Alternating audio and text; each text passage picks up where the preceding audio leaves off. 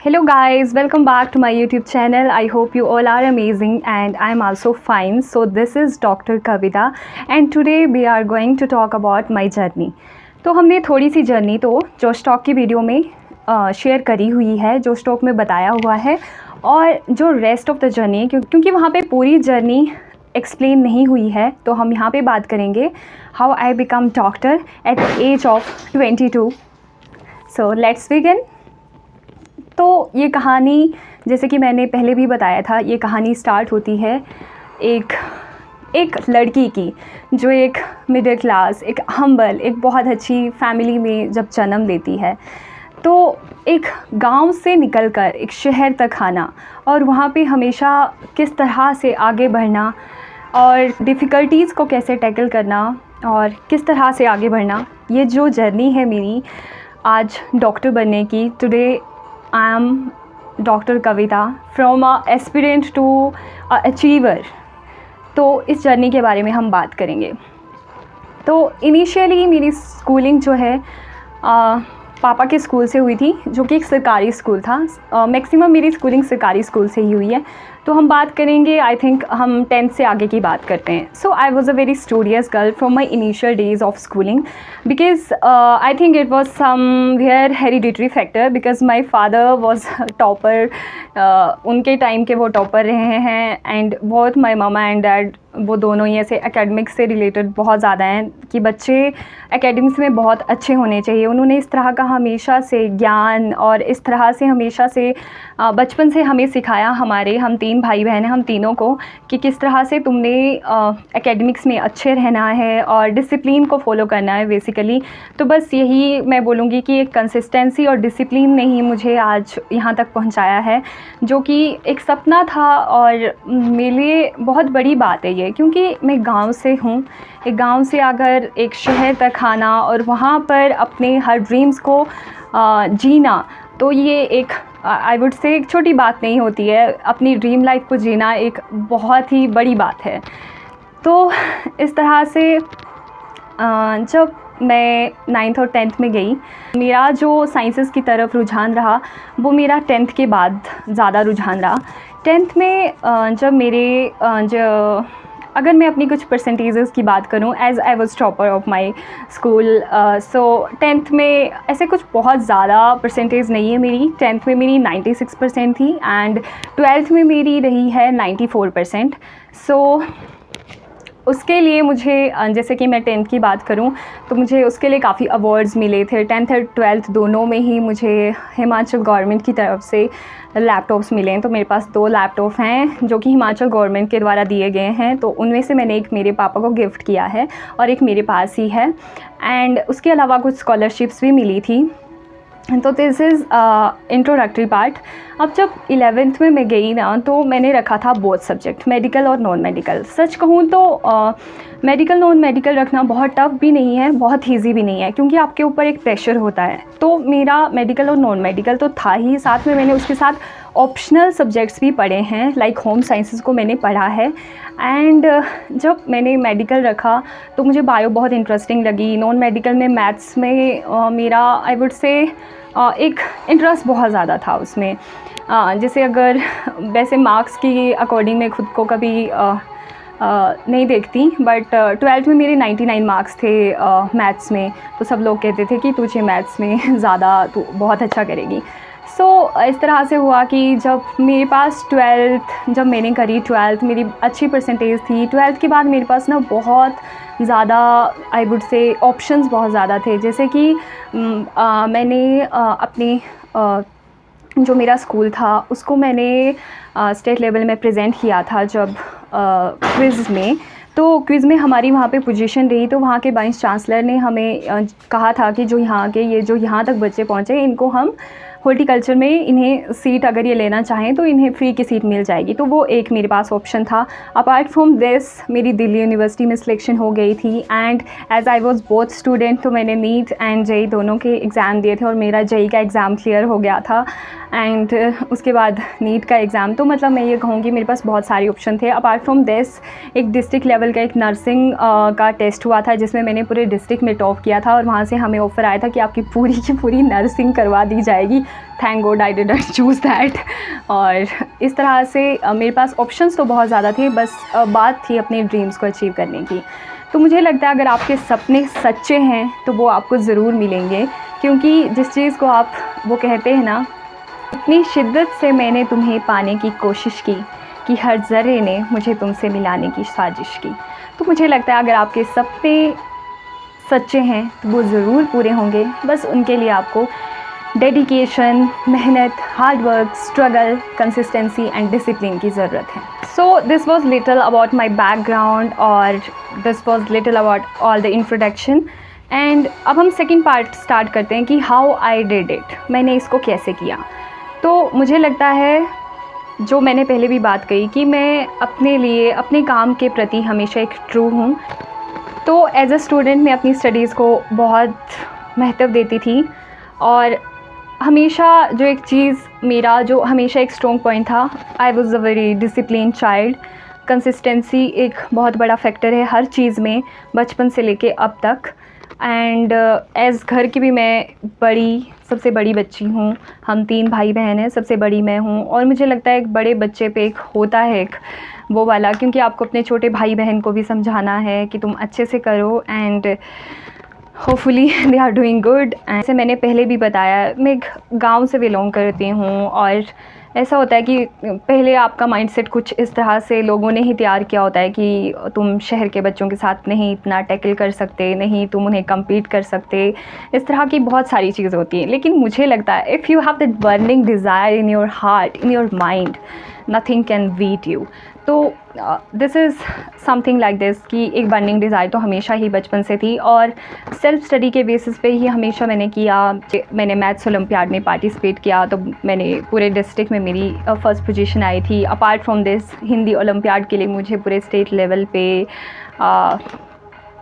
Silver medal मिला है, and I have 4 gold medals, जो भी इस तरह से ओलंपियाड और बहुत सारे थे। मतलब मेरी पूरी अलमीरा भरी हुई है प्राइजेज़ एंड ऑल से, और 2 अलग रूम भी भरे हुए हैं। मतलब बहुत प्राइजेज़ मेरे पास बहुत सारे हैं। ऐसे ही बचपन से लेके अब तक छोटी छोटी चीज़ों में, कभी डांस में, सिंगिंग में, कुछ ना कुछ होता ही रहता है। So this is how I did it कि सेल्फ स्टडी का बहुत ज़्यादा इम्पॉर्टेंट रोल रहा, और पापा ने हर चीज़ में बहुत हेल्प करी। तो इस तरह से मेरा हो गया था ये सब चीज़ें। एंड तीसरी हम बात करेंगे स्ट्रगल। गाइज़, अगर मैं बात करूँ स्ट्रगल की, तो स्ट्रगल तो होता ही है। मुझे लगता है हर एक इंसान जो धरती पे है, जिसने जन्म लिया है, तो स्ट्रगल तो हर इंसान की ज़िंदगी में है, और हमें स्ट्रगल से डरना नहीं चाहिए। स्ट्रगल ही होता है जो किसी भी चीज़ को बहुत बहुत इंटरेस्टिंग बना देता है। हम जितना स्ट्रगल करेंगे, हमारे पास स्टोरी होगी एटलीस्ट किसी को सुनाने के लिए कि मैंने इस तरह से किया था, टफ था लेकिन मैंने करके दिखाया। तो स्ट्रगल हर इंसान की ज़िंदगी में होता है। मेरी ज़िंदगी में भी स्ट्रगल था। आप गांव से आते हो, गांव से शहर में आते हो, स्ट्रगल होता है। और आप एक सरकारी स्कूल से जब आते हो, उसमें भी बहुत स्ट्रगल है। आप जब मैं यहाँ पे देखती हूँ मेरे साथ, पहले मैंने सिर्फ एक एचपी बोर्ड का नाम सुना था, अब जब मैं सुनती हूँ सीबीएसई, आईसीएसई, पता नहीं इतने सारे बोर्ड हैं जिनके मैंने नाम भी अब सुने हैं। और वहाँ के टॉपर्स बच्चों के साथ जब compete करते हो तुम, एंड वो लोग तुम्हें इस तरह से देखते हैं कि यार ये तो क्या ही है, तो वो सब चीज़ें एक स्ट्रगल का ही पार्ट है। इसके अलावा जब मैं स्ट्रगल की बात करूँ, तो जब मैं स्कूल जाती थी तो मेरा स्कूल 4 किलोमीटर दूर होता था, और 4 किलोमीटर ऐसा होता था कि मेरे पापा की पोस्टिंग दूसरी साइड थी, तो हमारा स्कूल दूसरी तरफ था, तो हम पैदल ही जाते थे। It was around 4 kilometres. मेरा कज़न होता था मेरे साथ, हम जाते थे स्कूल के लिए। मैं गर्ल्स स्कूल में होती थी, वो बॉयज़ स्कूल में होता था, तो हम पैदल ही जाते थे maximum time. It is around 4 kilometres. तो मुझे लगता है वो एक स्ट्रगल का पार्ट है। एंड आपके ज़्यादा फ्रेंड्स नहीं होते हैं, मतलब मैं सच कहूँ तो मेरे नहीं थे बहुत ज़्यादा फ्रेंड्स, तो मुझे उससे और फ़र्क भी नहीं पड़ता है, बिकॉज़ मुझे लगता है आई एम इनफ।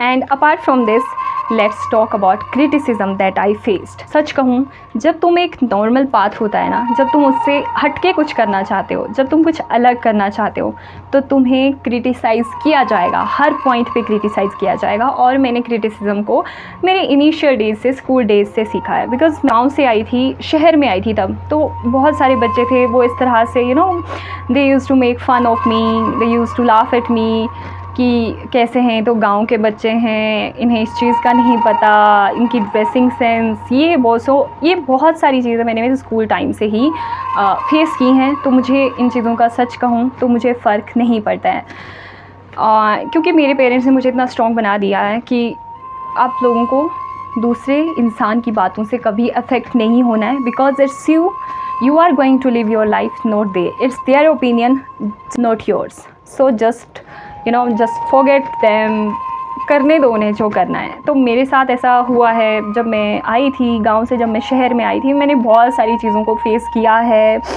बहुत सारी बुलिंग एंड ऑल क्रिटिसिज्म देखा है मैंने, बहुत सारी चीज़ों के लिए हुआ, मेरे साथ बहुत हुआ। इनफैक्ट जब मैंने बोथ रखा था मेडिकल नॉन मेडिकल में भी, तब भी मेरे साथ मुझे इतना प्रेशराइज़ किया गया था कि मैं सिर्फ एक सब्जेक्ट चूज़ करूं। लेकिन I am a very determined girl.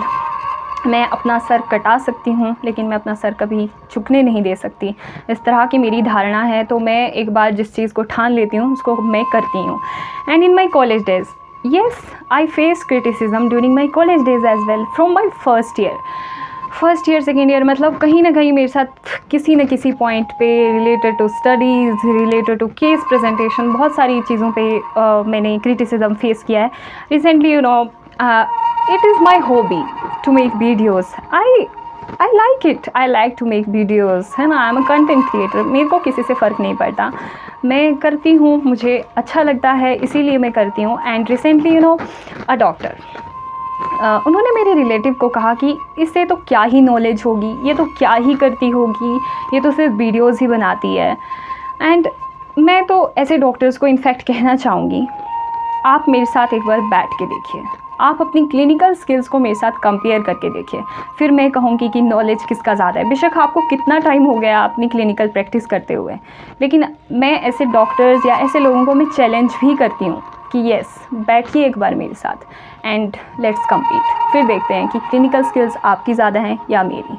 सो मेरे साथ बहुत सारा हुआ है, मतलब नॉट जस्ट डॉक्टर्स, और भी लोग, मतलब मैंने सुना है तुम्हें ये नहीं करना चाहिए, तुम्हें नहीं बनानी चाहिए, तुम्हारे पास कैमरा अच्छा नहीं है। यार it's my problem, if I have not a good camera, by the time मैं ले लूँगी।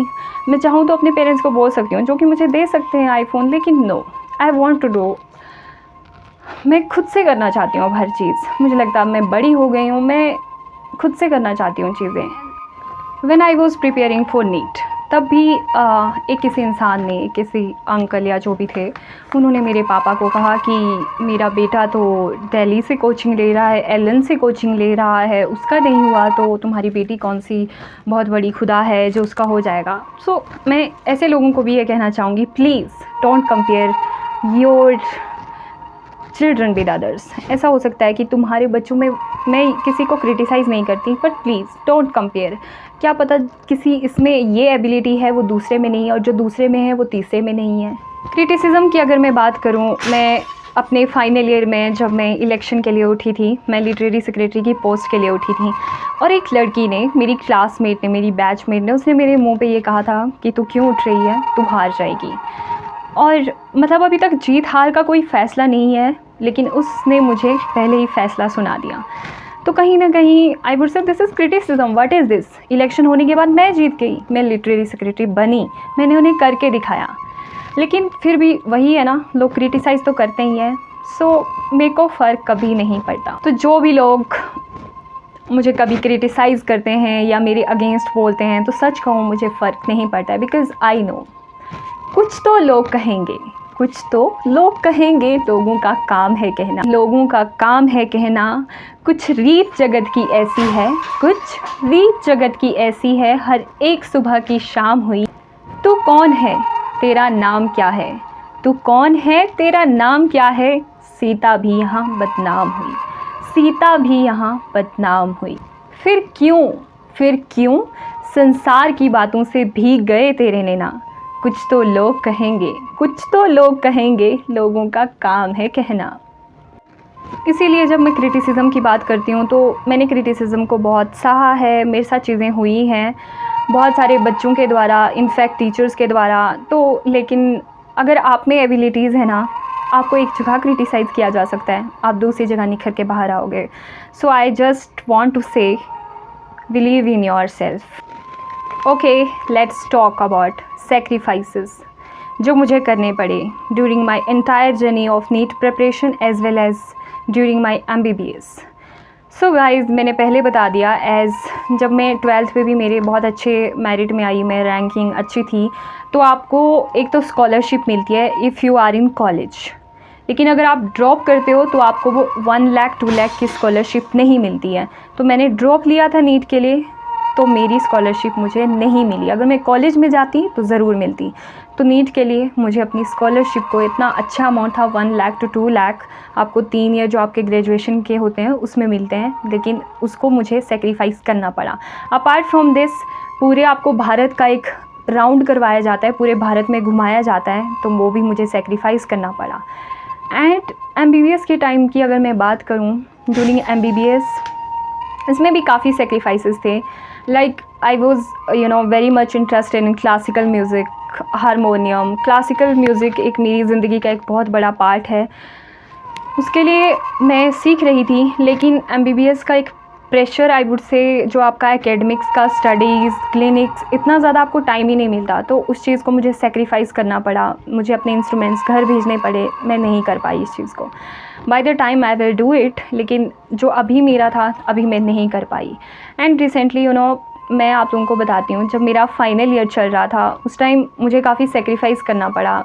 एज़ मैं म्यूज़िक में कर रही थी, तो मेरा ऑडिशन हुआ, फर्स्ट राउंड था, फर्स्ट राउंड क्लियर हो गया। अब सेकंड राउंड था, वो दिल्ली में था। जब मेरा सेकंड राउंड था तो उस टाइम मेरे सेंडअप्स एग्ज़ाम थे फाइनल ईयर के, and I was in dilemma कि मैं यहाँ जाऊँ या वहाँ जाऊँ। फिर मुझे एक बुद्धिमान इंसान ने मुझे ये समझाया कि your primary goal is to do MBBS to become doctor. ये सब चीज़ें साइड बाई साइड हैं जो कल भी हो सकती है, लेकिन अगर तू अभी फाइनल ईयर से छूट गई तो फिर वहाँ एक बहुत बड़ा it will be a very dark side. तो मुझे लगा कि यस, मैं म्यूज़िक बाद में कर सकती हूँ। सो मैंने उस चीज़ को छोड़ दिया। मेरा सेकेंड राउंड जो था ऑडिशन का, मैं नहीं जा पाई क्योंकि तब मेरे अगेन सेंडअप्स के एग्ज़ाम आ गए थे, तो मुझे वो छोड़ना पड़ा। And again in final year itself मुझे 2 म्यूज़िक वीडियोस का ऑफ़र आया था, और एक तो उसकी शूटिंग जो थी वो कश्मीर में थी, और it was in February month में थी। एंड हमें पहले से ही बताया गया था कि फरवरी में हमारे फाइनल एग्ज़ाम थे, तो हमें 1 महीना पहले हम लोग वो जो शूटिंग का था उसके लिए प्रिपरेशन, ड्रेसेस एंड ऑल, हर चीज़ का सब कुछ। फिर जो डायरेक्टर थे उनसे भी मेरी बात हुई थी, एंड हमें पहले ही बता दिया गया था कि फरवरी में तुम्हारे फाइनल एग्ज़ाम है। It was kind of dream कि मैं म्यूज़िक वीडियो में काम कर रही हूँ। उसमें कुछ ऐसा था कि वीडियो थी उसकी, कश्मीर में शूटिंग हो रही है, और मैं वहाँ पे एक कॉलेज सीन को दिखाया जा रहा था। कॉलेज के प्रिंसिपल थे, मैं उनकी बेटी थी, और इस तरह से एक कॉलेज लाइफ को वहाँ पे उस वीडियो में दिखाया जाना था। इस तरह से उस वीडियो का पूरा लेआउट था।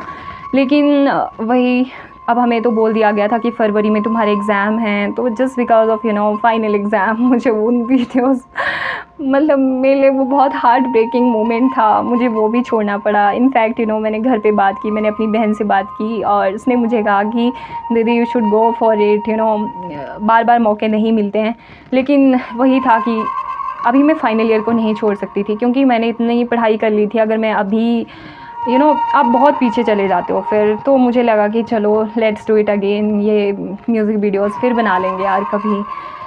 सो दिस इज़ हाउ आपको सेक्रीफाइसेस भी करने पड़ते हैं। एंड ऐसा ज़रूरी नहीं कि ये सेक्रीफाइस हर इंसान की ज़िंदगी में इस तरह से होंगे जैसे मैं अपनी बात कर रही हूँ, because I am kind of girl who do not want to restrict to academics only, to studies only. I don't want to become a book bum only, I want to explore मतलब मैं एक multi dimensional approach लेकर चलती हूँ। मुझे इधर भी करना है, उधर भी करना है, और मेरी एक लाइफ है, एक लाइफ का मैंने सपना देखा है, मुझे उसे जीना है, बस दैट्स इट। सो अगर मैं अपने प्रोफेशन की बात करूं तो I am doing very good in my professional work, उससे मुझे कोई दिक्कत नहीं है। सेक्रीफाइसेस में एक पॉइंट अभी ये था, मेरे फाइनल एग्ज़ाम थे again in final year, international women day था। इंटरनेशनल वुमेन डे पे प्राइजेस मिल रहे थे एंड उसमें मेरा नाम भी नॉमिनेटेड था। मुझे कॉल आया हुआ था पहले से, उन्होंने आई थिंक 1 मंथ पहले ही बता दिया था कि इस बार आपका भी नाम नॉमिनेशन में है, आपको भी ये प्राइज़ मिलेगा। And I was very happy you know. लेकिन जिस दिन मुझे प्राइज़ मिलना था वो भी इंटरनेशनल वुमेंस डे पे, you know it was a kind of I would say a dream come true. लेकिन मेरा सर्जरी का फाइनल एग्ज़ाम था, मैं उस प्राइज़ के लिए मैं नहीं जा सकी, लेकिन मैंने अपनी किसी फ्रेंड को बोल दिया और उन्होंने उसे रिसीव किया, बट मैं खुद नहीं जा पाई। तो इस तरह से छोटे छोटे सेक्रीफाइसेस हैं जो किए हैं ज़िंदगी में just because of my profession. लेकिन आई एम हैप्पी। ये चीज़ें आपको ज़िंदगी में बहुत कुछ सिखाती हैं कि nothing is you know permanent. चीज़ें चेंज होती हैं और आपको हर टाइम के अकॉर्डिंग ढलना होता है।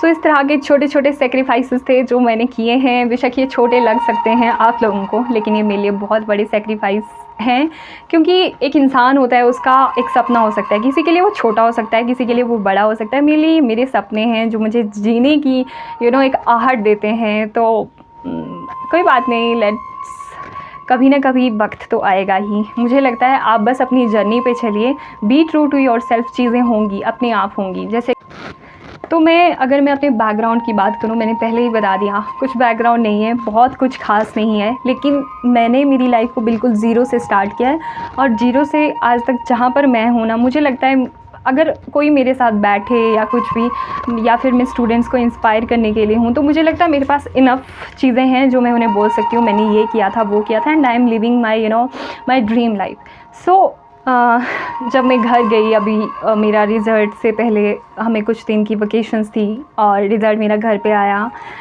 एंड मुझे मेरे टीचर्स मिले, पुराने स्कूल्स के बायो के टीचर सर अपने घर ले गए थे, फ़िज़िक्स वाले सर मिले, बहुत सारे टीचर्स मिले और मेरे टीचर्स ने मुझे उनके स्कूल्स में इनवाइट किया है कि हमारे बच्चों को आप ज़रूर गाइड कीजिए, उन्हें मोटिवेट कीजिए। लेकिन मेरे पास टाइम का अभाव था, समय का अभाव के कारण मैं नहीं जा पाई उनके स्कूल्स में। लेकिन मैंने उन्हें कहा है कि इंटर्नशिप होने के बाद मैं ज़रूर आऊँगी, एक बार बच्चों को मोटिवेट करने के लिए ज़रूर आऊँगी।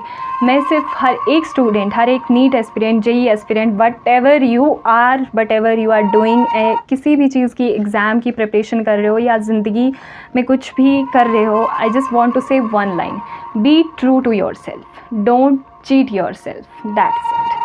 यही एक ज़िंदगी का बहुत बड़ा मूल मंत्र है जो तुम्हें आगे लेके जाएगा। और जो भी स्टूडेंट किसी भी एग्ज़ाम की प्रिपरेशन कर रहे हैं कॉलेज में, उनके लिए मेरी एक सजेशन है, बस इसे ध्यान से सुन लेना, क्योंकि इसको मैंने अपनी ज़िंदगी में फ़ॉलो किया है। मेरे पापा ने मुझे ये बात सिखाई थी when I was in my school days, और वो चीज़ें मुझे आज भी याद है। अगर आप इस चीज़ को ध्यान से अपने माइंड में बिठा लोगे तो आपको कोई भी चीज़ कभी पीछे नहीं कर सकती। काग चेष्टा बको ध्यानम स्वानिद्रा तथैव च स्व अल्पहारी गृह त्यागी विद्यार्थी पंचलक्षणम। तो मैं अभी आपको इसका हिंदी में और इंग्लिश में दोनों में मीनिंग बता देती हूँ कि इसका क्या मतलब है। And if you are student, please इसे अपनी ज़िंदगी में ज़रूर फॉलो कीजिए, आपकी ज़िंदगी बदल जाएगी। सो सबसे पहले हमने कहा काग चेष्टा। काग चेष्टा का मतलब है परसिवरेंस ऑफ ए क्रो, कौवे की तरह चतुर होना। उसके बाद आया बको ध्यानम। बको ध्यानम का मतलब है बगुले की तरह ध्यान, अर्थात कंसंट्रेशन। स्वानिद्रा अर्थात light sleep. And then last में हमारे पास लाइट ईटर, दैट इज़ अल्पाहारी, एंड गृह त्यागी, that is least involvement in home matters. तो ये विद्यार्थी के लक्षण हैं कि आपका ध्यान कैसा होना चाहिए, बको ध्यानम, बगुले की तरह, और चेष्टा कैसी होनी चाहिए, कौवे की तरह, काग चेष्टा। इसके अलावा being a student, being a life long learner, मैं हर स्टूडेंट को ये भी कहना चाहूँगी कि ज़िंदगी में डिसिप्लिन ज़रूर रखें, कंसिस्टेंसी ज़रूर रखें, और अगर टाइम मिले तो स्पिरिचुअल बुक्स को ज़रूर एक बार एक्सप्लोर करें, ज़रूर पढ़िए। जैसे कि मैं अपने फ्री टाइम में मैं भगवत गीता पढ़ती हूँ, जस्ट बिकॉज़ मुझे बहुत अच्छी लगती है। ये किताब बहुत ही आपकी ज़िंदगी में सुकून ला देगी। इसके अलावा because I am also spiritual person, तो उस ज़रिए से भी मैं इस किताब को बहुत एक महत्व देती हूँ। और आपकी ज़िंदगी के आधे से ज़्यादा दुख जो आप लोगों को लगता है ये नहीं मिल रहा, मुझे वो नहीं मिल रहा, जब आप इस किताब को एक बार पढ़ेंगे ना तो आधे से ज़्यादा दुख तो वैसे ही ख़त्म हो जाते हैं। इसके अलावा और भी बहुत सारी बुक्स हैं जो आप पढ़ सकते हैं अच्छी बुक्स। एंड जो मैंने भगवत गीता से एक अच्छी चीज़ सीखी है, वो ऐसे तो मैंने बहुत सारी चीज़ें सीखी हैं, लेकिन जो मुझे अभी याद आ रहा है वो मैं बताती हूँ किस तरह से, कि अपने आप को अपने ही प्रयासों से ऊपर उठाओ, अपने आप को अपने ही प्रयासों से ऊपर उठाओ। मनुष्य की अपनी आत्मा ही उसकी मित्र है और उसकी शत्रु है। तो बस आपकी जो इंद्रियां हैं और जो ज्ञानेंद्रियां हैं उन पे कंट्रोल रखिए, फिर ये सारा संसार आपका है। The world is very beautiful. बस आपकी आँखें किस नज़र से उसे देख रही हैं, बस ये मैटर करता है। सो बात यहाँ ध्यान की है, ध्यान कीजिए। और स्ट्रगल तो हर इंसान की ज़िंदगी में। एंड सबसे पहले मैं यही कहूँगी, be true to yourself. अपने माँ बाप की इज़्ज़त कीजिए, आपको ज़िंदगी में हर वो चीज़ मिलेगी जिसके लिए आपने कभी सोचा था। So this is all about my story, कि मैंने कहाँ से स्टार्ट किया and where I am today. Updates मैं आपको देती रहूँगी मेरे यूट्यूब चैनल पे। And like, share and subscribe to my YouTube channel. Don't forget to subscribe. Bye bye, मिलते हैं फिर नेक्स्ट व्लॉग में।